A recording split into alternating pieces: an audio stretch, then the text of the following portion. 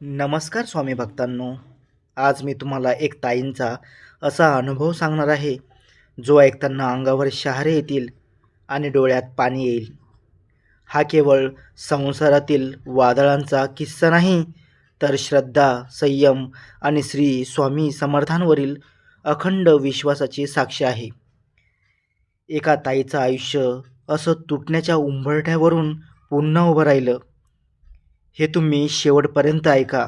जय जय श्री स्वामी समर्थ. नमस्कार स्वामी भक्तांनो. आज मी तुम्हाला माझ्या आयुष्यात घडलेला असा प्रसंग सांगणार आहे, ज्याने मला आतून मोडून टाकलं, पण त्याचवेळी मला इतकं मजबूत केलं की आज मी डोकं वर करून जगते. आणि हे सर्व केवळ श्री स्वामी समर्थांच्या कृपेने शक्य झालं. माझं लग्न साध्या कुटुंबात झालं होतं. नवरा सुरुवातीला खूप प्रेमळ होता. छोट्या छोट्या गोष्टीत माझी काळजी घ्यायचा. आम्ही स्वप्न पाहायचो, छोटंसं घर घ्यायचं, मुलाला चांगल्या शाळेत शिकवायचं आणि शांत आयुष्य जगायचं.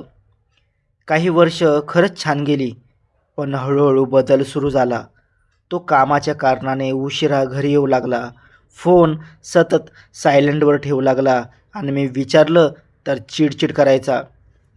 सुरुवातीला मला वाटलं कामाचा ताण असेल, पण एक दिवस अचानक रात्री त्याचा फोन वाजला आणि तो घाबरून बाहेर गेला. त्या क्षणी माझ्या मनात शंकेचा बी पडलं. पुढच्या काही दिवसात त्याच्या वागण्यातलं अंतर वाढत गेलं. माझ्याकडे बघण्याची नजर बदलली, संवाद कमी झाला आणि घरात एक अजब शांतता पसरली. एक दिवस त्याचा मोबाईल माझ्या हातात आला आणि त्यातले संदेश वाचून माझं आयुष्य क्षणात उद्ध्वस्त झालं. तो एका दुसऱ्या बाईच्या नांदी लागला होता. तिच्यासोबतचे प्रेमळ शब्द, भविष्याचे प्लॅन आणि माझ्याबद्दल केलेल्या तक्रारी पाहून माझं हृदय तुटलं. त्या रात्री मी देवघरात बसून खूप रडले. मनात एकच प्रश्न होता, स्वामी मी काय चूक केली? माझा संसार का तुटतोय? पण उत्तर नव्हतं. पुढचे दिवस आणखी कठीण झाले. तो उघडपणे तिच्याशी बोलू लागला, घर खर्चाकडे दुर्लक्ष करू लागला, मुलाकडेही कमी लक्ष द्यायला लागला. सासरच्यांनी सुरुवातीला मला शांत राहायला सांगितलं, समाजात बदनामी होईल असं सांगितलं आणि मी आतून तुटत असूनही बाहेरून शांत राहिले. झोप उडाली. रात्री 3च्या सुमारास वारंवार जाग येऊ लागली आणि त्या शांत अंधारात मला एक वेगळीच जाणीव होऊ लागली, जणू कोणीतरी माझ्या वेदना ऐकत आहे. एका पहाटे मी ठरवलं, आता रडून उपयोग नाही. मी हातपाय धुवून स्वामींच्या फोटोसमोर बसले आणि प्रथमच मनापासून जप सुरू केला. श्री स्वामी समर्थ, श्री स्वामी समर्थ. डोळ्यातून अश्रू वाहत होते, पण त्या जपात मला आधार मिळत होता.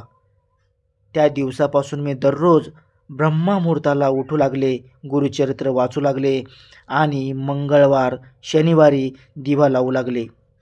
कोणालाही सांगितलं नाही, कारण मला आतून जाणवत होतं की परीक्षा आहे आणि ती मला श्रद्धेने द्यायची आहे.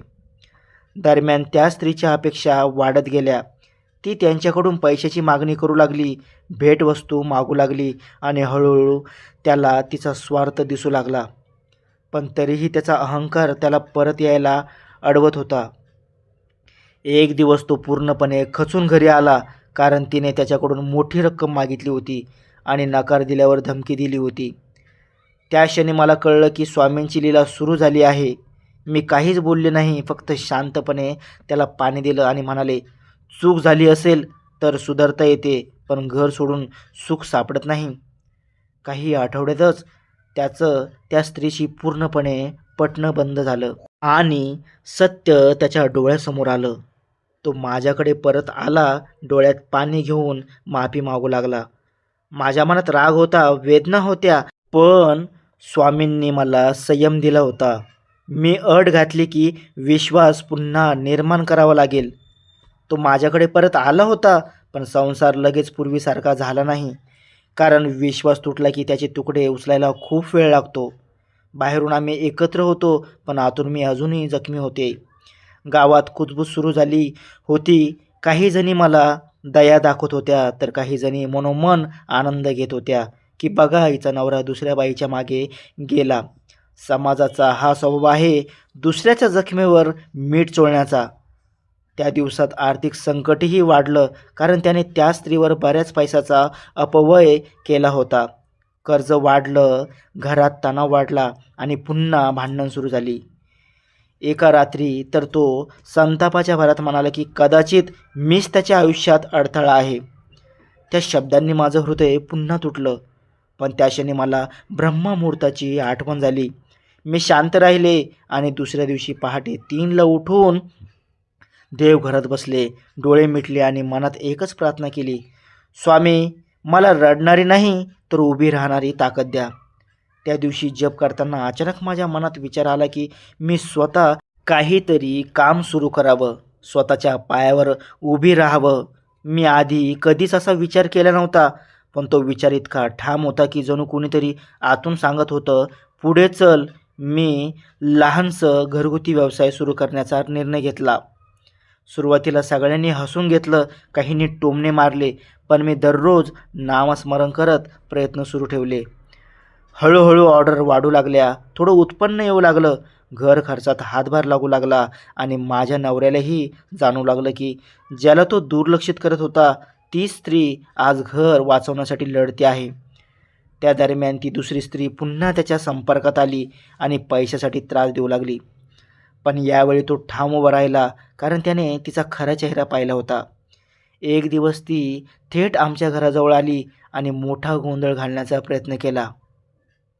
त्या क्षणी माझ्या मनात भीती होती, पण मी पळाले नाही. मी शांतपणे तिच्याकडे पाहिलं आणि म्हणाले, जे प्रेम असतं ते लपून राहत नाही आणि जे स्वार्थ असतं ते जास्त काळ टिकत नाही. तू आमचा संसार मोडायचा प्रयत्न केलास, पण देवाने मला आधीच ताकद दिली आहे. ती स्त्री काही वेळ आरडाओरडा करून निघून गेली आणि त्या दिवसानंतर ती कायमची दूर झाली. त्या रात्री माझा नवरा पहिल्यांदाच माझ्यासमोर कोसळून रडला. त्याने कबूल केले की त्याला स्वतःच्या चुकाची जाणीव झाली आहे आणि त्याने मला विचारलं की इतकं सगळं सहन करूनही तू कशी उभी राहिलीस. मी फक्त एकच उत्तर दिलं, स्वामींवर विश्वास ठेवला म्हणून. पुढील काही महिन्यात आम्ही कर्ज फेडायला सुरुवात केली. त्याने नोकरीत जास्त लक्ष दिलं. मी माझा व्यवसाय वाढवला आणि घरात पुन्हा हसू उमलायला लागलं. मुलगा पुन्हा आनंदाने खेळू लागला. सासरच्यांनीही माझी ताकद ओळखली आणि मला आदराने पाहू लागले. मला कळलं की संकट येतं तेव्हा देव आपल्याला 2 पर्याय देतो. एक म्हणजे तक्रार करत बसणं आणि दुसरा म्हणजे स्वतःला बदलून पुढे जाणं. मी दुसरा पर्याय निवडला आणि स्वामींनी माझ्या त्या निर्णयाला साथ दिली. आज अनेक वर्षांनी मागे वळून पाहते तेव्हा जाणवतं की जर त्यावेळी नवरा चुकीच्या मार्गावर गेला नसता तर कदाचित मला माझी स्वतःची ताकद कधीच कळली नसती. मी आजही दर मंगळवार आणि शनिवार दिवा लावते, ब्रह्ममुहूर्ताला उठून जप करते आणि प्रत्येक संकटात शांत राहण्याचा प्रयत्न करते, कारण मला खात्री आहे की स्वामी समर्थ आपल्या भक्ताला पूर्णपणे पडू देत नाहीत. ते आधी परीक्षा घेतात, मग कृपा करतात आणि जेव्हा कृपा करतात तेव्हा पूर्वीपेक्षा अधिक मजबूत करून उभं करतात.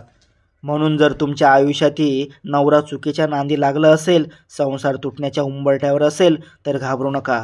स्वतःचा स्वाभिमान जपा, श्रद्धा ठेवा आणि संयमाने योग्य पावलं उचला, कारण जेव्हा स्त्री खंबीर उभी राहते तेव्हा दैवी शक्ती तिच्या मागे उभ्या राहतात आणि मग कोणतंही वादळ तिचा संसार कायमचा उद्ध्वस्त करू शकत नाही. जय जय श्री स्वामी समर्थ. स्वामी भक्तांनो, ताईंचा हा अनुभव आपल्याला एक गोष्ट शिकून जातो की संकट कितीही मोठं असलं तरी श्रद्धा आणि संयम सोडू नये. नवऱ्याची चूक, समाजाची बोलणी आणि आर्थिक वादळ यामध्येही त्यांनी स्वामींवरचा विश्वास ढळू दिला नाही. परीक्षा कठीण होती, पण शेवटी स्वामी समर्थांनीच त्यांच्या संसाराला पुन्हा आधार दिला. आज त्या ताई म्हणतात, मी तुटले होते पण स्वामींनी मला पुन्हा उभं केलं. जय जय श्री स्वामी समर्थ.